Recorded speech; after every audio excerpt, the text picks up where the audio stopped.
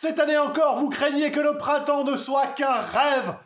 Nous aussi, bienvenue sur Aimons, l'info variante anglaise, sud-africaine ou brésilienne. Le Covid-19 est un virus qui mute à la recherche de son maximum d'efficacité. C'est pourquoi, rappelle The Economist, les mêmes mutations peuvent intervenir à des endroits et dans des circonstances différentes.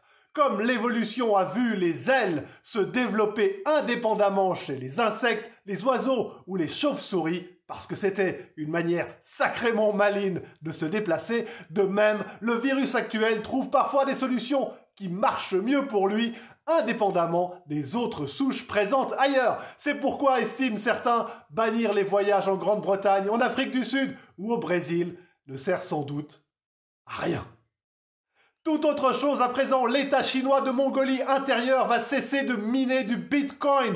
On le sait, les transactions autour de la crypto-monnaie la plus connue du moment exigent de plus en plus de puissance de calcul de la part d'ordinateurs dédiés. Or, la Mongolie intérieure fournissait jusqu'ici 8% du minage mondial de Bitcoins, ce qui nécessitait une énergie colossal. En comparaison, les États-Unis n'en fournissent que 7,2%. Il faut savoir que, dans son entier, la Chine est à l'origine de 65% des bitcoins et que l'entier des opérations entourant la crypto-monnaie représente la consommation annuelle d'énergie d'un pays comme l'Argentine.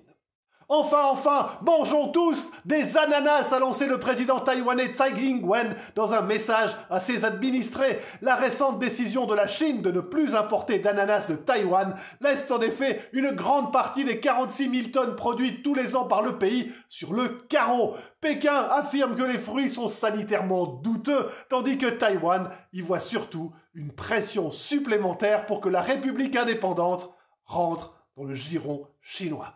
Quant à vous, prenez bien soin de vous.